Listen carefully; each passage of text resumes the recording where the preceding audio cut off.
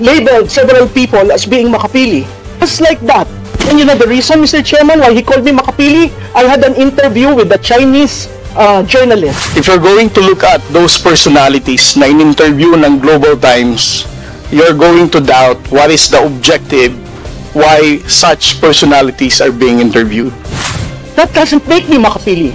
That doesn't make anyone makapili. Ako po'y apo ng isang guerrilla. Pero for a man in uniform to call me makapili, that's insulting. Again, this is just an opinion, but those opinion is guarded on what I have seen so far in their social media posting. Ang nangyayari ho kasi reverse ngayon eh.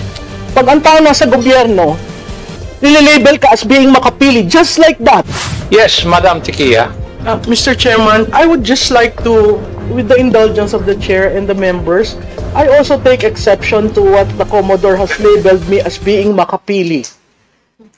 In my testimony the first time, I said I am not pro-China, I am pro-Philippines, but I'm not makapili. He labeled several people as being makapili, and ako po'y apo ng isang guerrilla. So I took offense on that, and I stopped following him. Ang nangyayari ho kasi reverse ngayon eh. Pag ang tao nasa gobyerno, nililabel ka as being makapili, just like that. And you know the reason, Mr. Chairman, why he called me makapili? I had an interview with a Chinese journalist. That doesn't make me makapili. That doesn't make anyone makapili.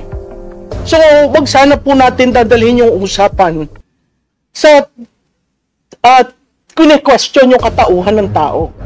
That's why I never followed him. I used to follow him. I used to question him. But after labeling me as makapili, na hindi po, alam na alam ng karamihan ng kaibigan ko, nag-decide na sana ako sa ibang bansa, pero umuwi ako. Pero for a man in uniform to call me makapili, that's insulting. Yun lang, sir. Any statement, Commodore?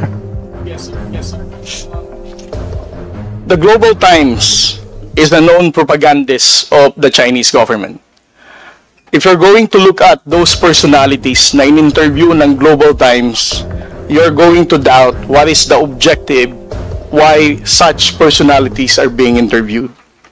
If you're going to look at the posts of those people who were interviewed and who gave comments about our fight in the West Philippine Sea, I think that's where I'm getting that kind of assertion.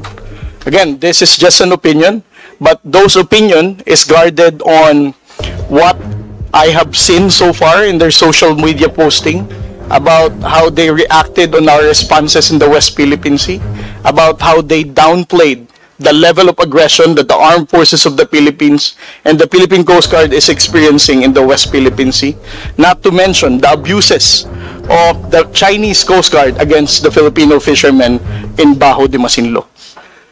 I am not labeling anybody as makapili unless you're going to support and toe the line for our fight in the West Philippine Sea. Ang laban po natin sa West Philippine Sea requires amplification of truth and factual narrative. Let us not distort the messaging of the Philippine government. Ang laban po ng West Philippine Sea, hindi lamang po ito laban ni Pangulong Bongbong Marcos. Laban po nating lahat ito bilang Pilipino. I agree with you, but that doesn't give you the right to label people unless you have concrete pieces of evidence. When you label people wrongly, they are committing a crime. Would you agree with that, Commodore? Yes, sir.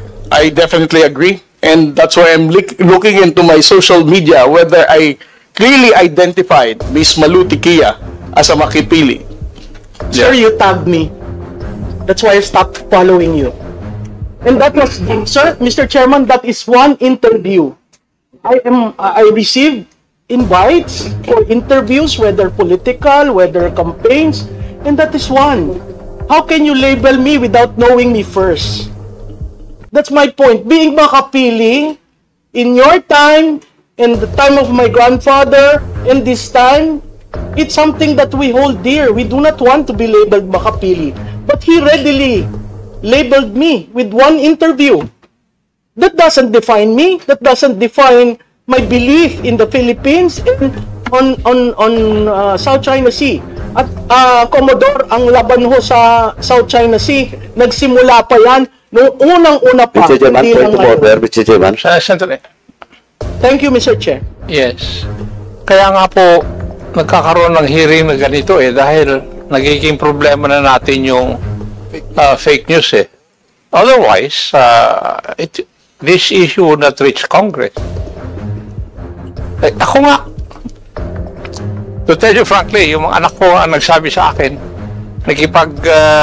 smile at nakipagkamayan lang ako kay Honorable Franz Castro. Nililabel na ako na friendly with the left o nag-I5. Anak ko ang nagsabi no dahil hindi ako nagbabasa ng ganyan Sayang lang yung oras.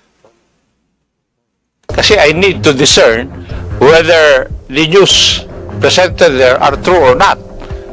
And that would need time for me to discern or to find out, to validate whether it's true or not. So, never mind. It's just a waste of time. Yun ang aking paningin dyan. That's why I'm not affected kung ano man ang sinasabi. Kaya nangingiti na lang ako pag naiinis si Honorable Marcoleta pag sinasabi na traitor siya.